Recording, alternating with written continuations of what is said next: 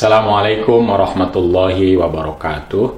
Bismillah, alhamdulillah, wassalatu wassalamu ala rasulillah wa ala alihi wa sahbihi wa mawalah, amma ba'd. Salah satu isu yang perlu kita bicarakan juga karena sering dipahami secara tidak tepat, bahwa dalam waris ada 2:1 antara laki-laki dan perempuan, lalu dianggap sebagai salah satu contoh bagaimana Islam lebih mementingkan laki-laki dibanding perempuan. Tentu saja kesimpulan ini adalah salah besar. Mengapa? Karena dalam ayat yang sama kita tahu ada bagian-bagian di mana laki-laki dan perempuan adalah setara atau sama. Karena itu kita perlu memahami lebih komprehensif atau lebih menyeluruh terhadap ayat-ayat dan juga hadis-hadis terkait dengan waris. Kenapa angka tersebut muncul pada masa jahiliyah dan kemana arah ayat tersebut, sehingga kita tidak kehilangan ruh atau kehilangan spirit ketika menerapkan ayat tersebut pada masa sekarang. Apa tujuannya dan mengapa angka itu tetap harus kita pertahankan pada masa sekarang? Apa yang perlu kita lakukan tentu saja. Tapi lebih dari itu yang perlu ditegaskan di sini adalah bahwa angka ini sesungguhnya merepresentasikan dari sebuah upaya dari Islam, terutama pada masa jahiliyah atau pada masa awal Islam, di mana kita tahu dari berbagai riwayat justru orang Arab pada saat itu sama sekali tidak memberikan waris kepada perempuan. Bahkan perempuan menjadi barang warisan. Karena itu, angka yang ada adalah sebuah revolusi yang sangat besar sekali, di mana seorang perempuan yang awalnya tidak memperoleh warisan, justru diberikan warisan. Bahkan dengan angka yang cukup besar sekali, yaitu separuh jika dia sendirian. Ayat yang dimaksud misalnya dalam surat An-Nisa ayat ke-11, kita terkadang hanya terpaku pada ungkapan lidzakari mithlu hadzil unsayain. Padahal ayat berikutnya bahwa anak laki-laki itu memperoleh 2 bagian dibanding perempuan. Jadi anak perempuan dapat bagian separuh dari anak laki-laki. Padahal dalam kasus ketika dia sendirian atau anak perempuan sendirian bisa memperoleh separuh dari seluruh warisan. Artinya orang lain, siapapun itu mendapatkan separuhnya, berarti paman misalnya, atau istri atau suami dari mayit misalnya, itu tidak memperoleh lebih dari separuh karena harus dibagi dengan yang lain. Artinya ngelihatnya jangan perempuan laki-laki, tapi ngelihat status relasinya dengan seorang mayit yang meninggalkan harta warisan. Karena itu tidak tepat jika fokus kita hanya pada lidzakari mithlu hadzil unsayain untuk mengatakan laki-laki lebih diutamakan dibanding perempuan dalam Islam. Ini lagi-lagi salah besar. Apabila jumlah anak perempuannya lebih dari 2 atau 2 lebih, memperoleh 2/3, itu kan besar sekali. 2/3 dari seluruh harta warisan. Begitupun seorang ayah dan ibu disebutkan di sini wali abawaihi likulli wahidin minhuma as-sudusu, bahwa ayah dan ibu, laki dan perempuan di sini tentu saja masing-masing memperoleh 1/6.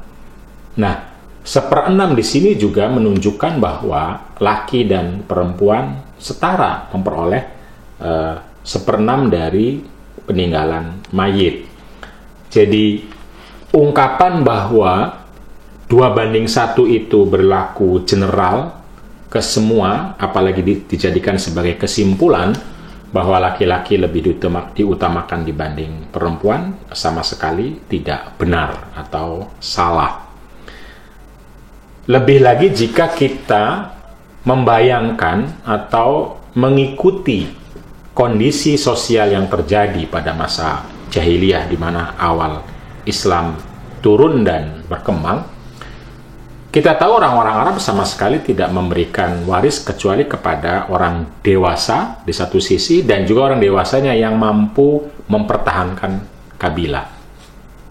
Sementara Islam lalu mengatakan bahwa warisan itu diberikannya kepada orang yang dari anggota keluarga yang akan menjalani kehidupan dan memerlukan finansial, dukungan finansial, sehingga tidak bisa diambil alih oleh orang yang dewasa dari keluarga untuk diambil sendirian. Ada banyak cerita di sini, misalnya sebagaimana diriwayatkan oleh diceritakan oleh dalam Asbabun Nuzul surat An-Nisa ayat 11-12 itu, kita tahu bahwa ada seorang janda atau istri dari Sa'ad bin Rabi' yang datang mengadu kepada Rasulullah Shallallahu Alaihi Wasallam ketika suaminya yaitu Sa'ad bin Rabi' wafat, dan sang suami atau Sa'ad bin Rabi' ini meninggalkan 2 anak perempuan bersama istri, tentu saja istrinya, tapi kemudian seluruh hartanya diambil alih oleh saudara laki-lakinya, karena dalam adat jahiliyah pada saat itu harta warisan diambil oleh laki-laki, yaitu saudaranya si Sa'ad, sehingga tidak tersisa sedikit pun yang diterima atau yang dikuasai oleh istrinya dan untuk 2 anaknya yang perempuan. Lalu si istri Sa'ad ini datang pada Rasulullah Shallallahu Alaihi Wasallam, dan Rasulullah memanggil saudara Sa'ad itu, berikan 2/3 dari harta Sa'ad untuk anak perempuan, 2 anak perempuan, dan juga tentu untuk istrinya, 1/8 untuk istrinya. Baru sisanya adalah untuk kamu atau untuk si saudara laki-laki itu. Nah, ini tentu saja sebuah tindakan hukum, sebuah dukungan yang sangat revolusioner, di mana pada saat itu orang Arab, sebagaimana dikatakan oleh Ibnu Abbas dalam berbagai asbabun nuzul, itu memang mengambil alih seluruh harta yang laki-laki, sehingga harta warisan tidak diberikan kepada perempuan, baik istri maupun anak.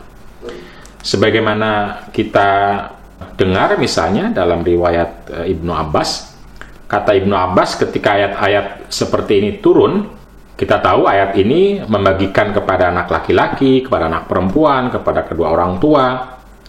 Lalu banyak orang yang kecewa dengan pembagian harta waris ini. Mereka tentu saja mengeluh dan mengatakan, tu'tau al-mar'atu ar-rubu'a was-sumuna wa tu'tau al-ibnatu an-nisfa wa yu'tau al-ghulamu as-saghir wa laysa min ha'ula'i ahadun yuqatilul qaum wa la yahuzu al-ghanimah. Bagaimana bisa istri diberi 1/4 dan 1/6, lalu anak perempuan diberi 1/2, anak kecil juga diberi, padahal mereka semua tidak ada satupun yang berperang membela kabilah dan tidak memperoleh harta rampasan perang. Ini semua pada kecewa dan akhirnya datang kepada Rasulullah Shallallahu Alaihi Wasallam dan ingin mengubah atau memperoleh ayat baru yang bisa menasakh hukum ini. Lalu berkata kepada Rasulullah, ya Rasulullah, bagaimana kita bisa memberi anak perempuan yang kecil, yang tidak bisa berbuat apa-apa, separuh harta, padahal dia tidak mampu menunggang kuda, apalagi ikut berperang bersama kami. Kita berikan kepada anak kecil harta waris, ia juga tidak mampu berbuat apa-apa. Mereka tentu saja terbiasa dengan adat yang seperti ini.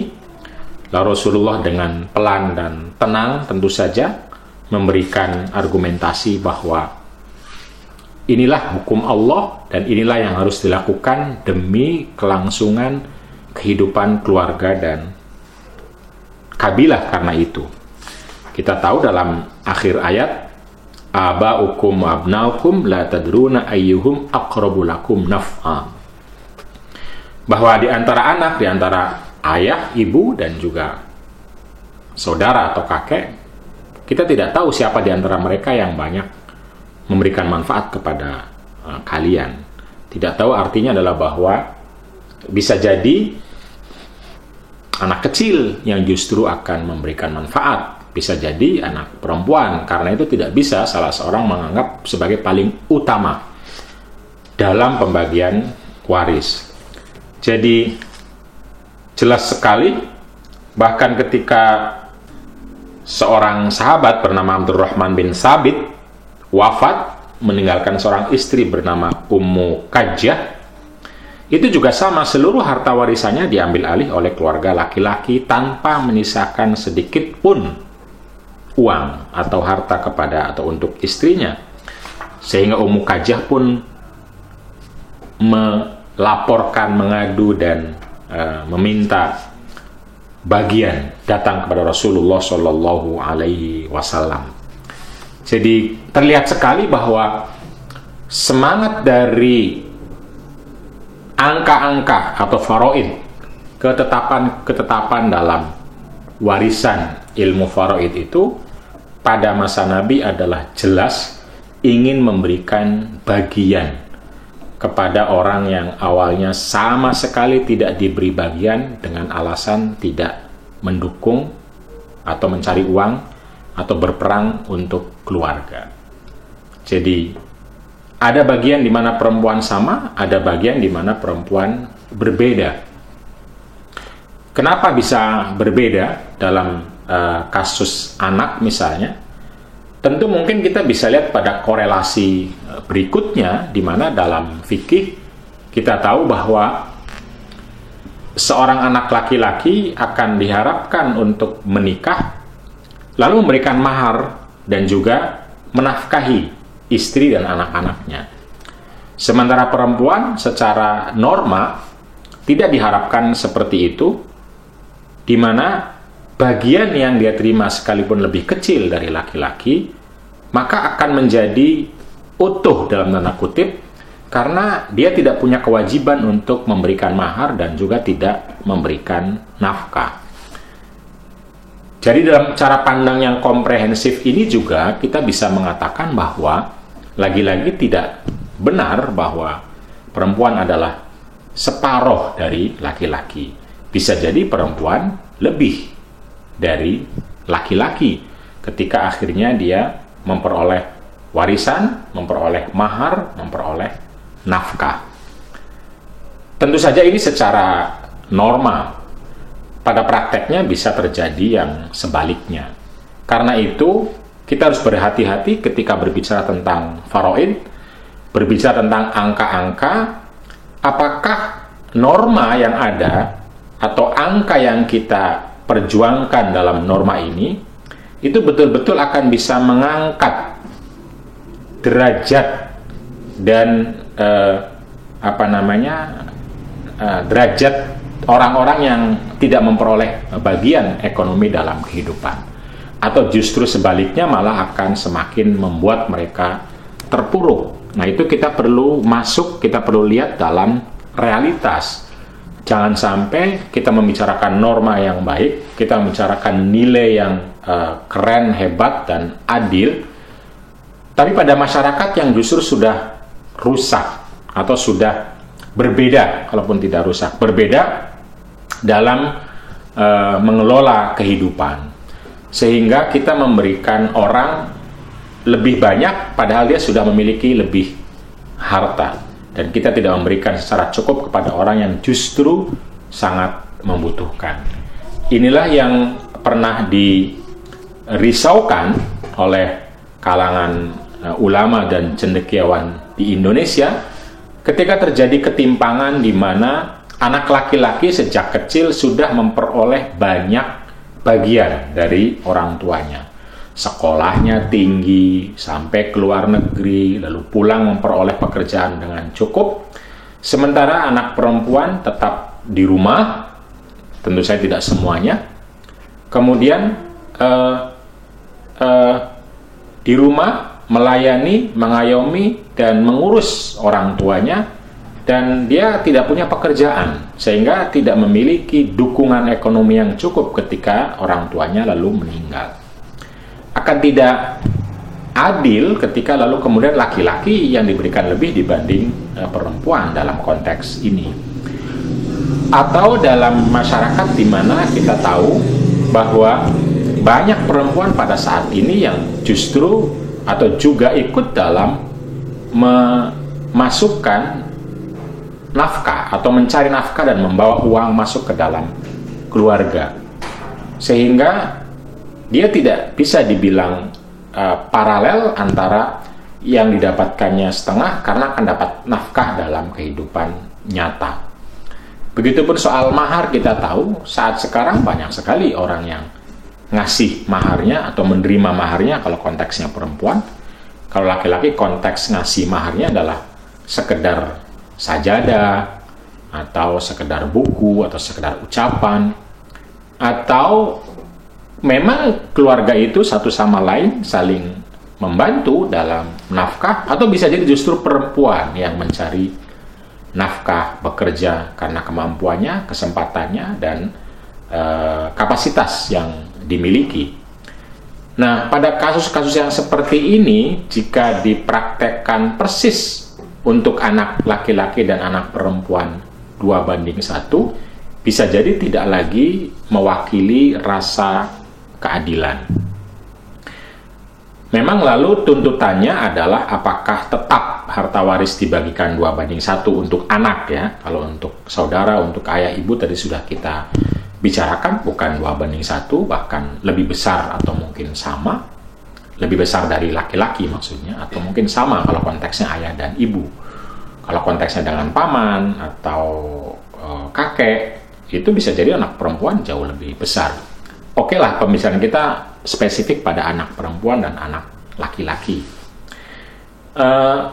Pada kasus di mana banyak sekali anak laki-laki yang ternyata juga tidak bekerja, tidak mampu bekerja, atau tidak memperoleh pekerjaan karena sesuatu dan lain hal. Atau di satu sisi banyak anak laki-laki yang sudah memperoleh dukungan sedemikian rupa dari keluarganya, sementara perempuan tidak memperoleh, tidak sekolah, melayani orang tuanya, dan juga tidak pergi ke mana-mana, sehingga tidak banyak menikmati harta keluarga.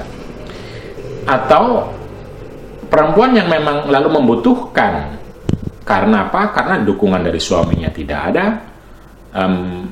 dukungan dari orang tuanya tidak ada, dan seterusnya dan seterusnya. Pada kasus seperti ini lalu kemudian tantangan atau pembicaraan tentang 2:1 menjadi relevan. Ada yang bilang harus tetap 2:1, tetapi dengan cara bagaimana dipastikan perempuan memperoleh nafkah dan mahar secara cukup. Jadi realitas bahwa perempuan bekerjanya harus diubah. Ada yang mengatakan realitas ini susah diubah karena sedemikian rupa terjadi di masyarakat karena sesuatu dan lain hal, karena kondisi ekonomi, kondisi sosial, kondisi politik yang tidak mudah diubah sedemikian rupa, sehingga yang perlu diubah adalah pembagiannya. Karena itu banyak ulama yang melakukan pembagian terlebih dahulu sebelum meninggal, yang disebut dengan istilah hibah. Jadi agar supaya antar anak terjadi pembagian yang rata, adil, dan tidak yang satu lebih besar dari yang lain.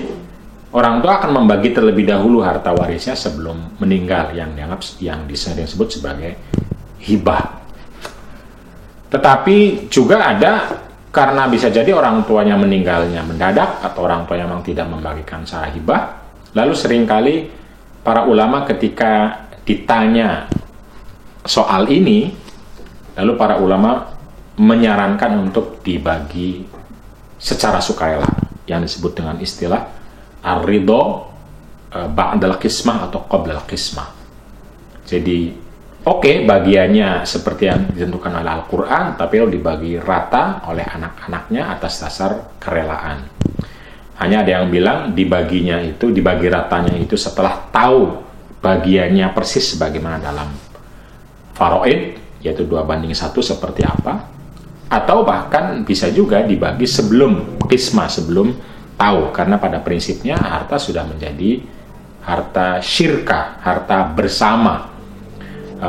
Salah satu mungkin dalam ketentuan faraid lebih besar, tapi dibagikan sesuai dengan kerelaan agar rata sama, atau mungkin berbeda melihat kebutuhan dan kondisi masing-masing anak. Jadi jika dikembalikan kepada sejauh mana teks dalam Islam bisa dianggap sebagai adil, seimbang, dan mubadalah, sesungguhnya secara roh, spirit adalah sangat mubadalah, sangat seimbang, di mana seseorang diberikan harta atas dasar kebutuhan, kapasitas, dan relasinya dengan keluarga mayit atau dengan si mayit itu sendiri. Jadi bukan karena laki-laki dan perempuan, dan pada banyak aspek perempuan lebih besar, walaupun aspek yang lain mungkin laki-laki lebih besar karena tuntutan sosial tadi yang lebih besar terhadap laki-laki dibanding terhadap perempuan. Jadi karena itu tidak bisa hanya lihat angka 2:1 lalu kita punya kesimpulan bahwa laki-laki lebih utama dari perempuan atau perempuan lebih rendah dari laki-laki di mata Islam. Ini kesimpulan yang salah kaprah siapapun yang berbicara, baik orang dalam itu orang Islam maupun orang luar yaitu orientalis, adalah salah dan tidak benar. Yang benar adalah bahwa pada masa Islam turun, Islam sungguh ingin menjawab sebuah realitas di mana perempuan tidak memperoleh, di mana perempuan tidak dibagi, di mana perempuan tidak diberikan harta karena dianggap tidak berkontribusi terhadap keluarga. Nah, cara pandang ini mungkin masih ada di masyarakat Indonesia, di mana atau mungkin masyarakat dunia, di mana perempuan lalu tidak diberi atau diberinya kecil, atau mungkin juga menggunakan pola faraid, tapi tujuannya justru untuk merendahkan, menghilangkan peran perempuan, tidak mengakui dan mengecilkan kontribusi dan apresiasi terhadap perempuan. Saya pikir ini juga salah, sekalipun menggunakan ayat Al-Quran. Bagian faraid dalam Al-Quran digunakan, dipakai, tapi justru untuk meminggirkan, menjerumuskan, dan tidak mengapresiasi peran perempuan.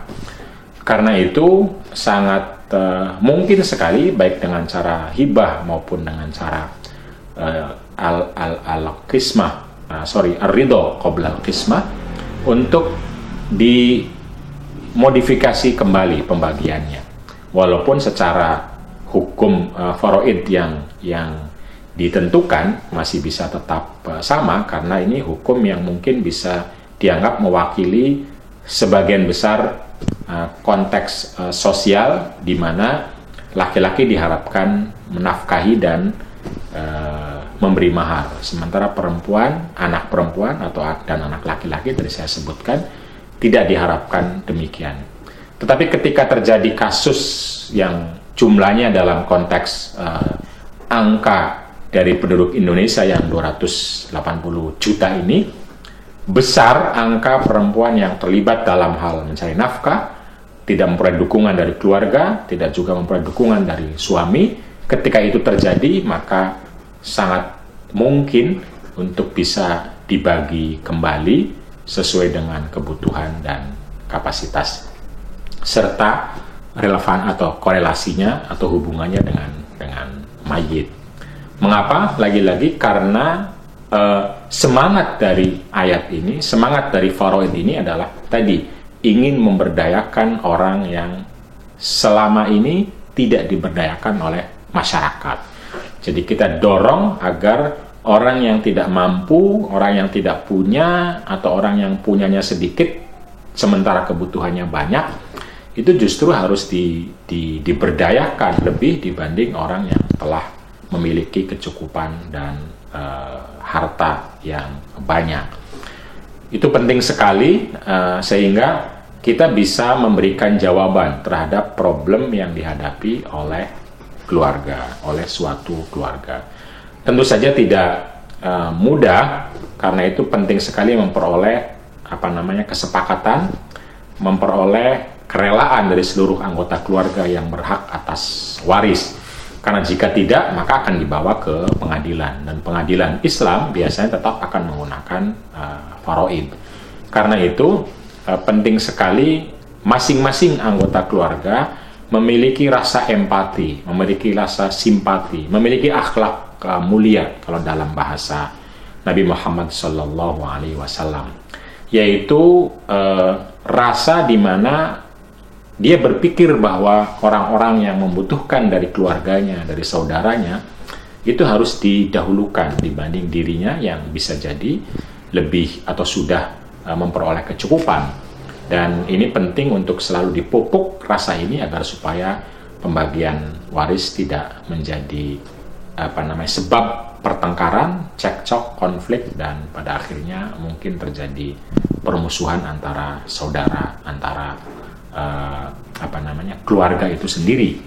Dan yang lebih penting lagi-lagi konsep waris ini sama sekali tidak mencerminkan dan tidak menjustifikasi bahwa laki-laki lebih tinggi, lebih mulia dibanding perempuan, karena laki dan perempuan dalam Islam adalah sama-sama hamba Allah, sama-sama penting di mata Allah. Karena itu relasinya adalah sinergi dan kerjasama, bukan yang satu menghegemoni kepada yang lain, tetapi saling menolong, saling membantu, saling mendukung, saling memberdayakan, sehingga dua-duanya menjadi seseorang yang bertakwa, kuat, soleh, solehah, berkontribusi, memberikan manfaat kepada diri, keluarga, dan seluruh masyarakat. Semakin banyak manfaat dan maslahat yang diberikan dari seseorang, laki-laki maupun perempuan, semakin besar ketakwaan, keimanan, dan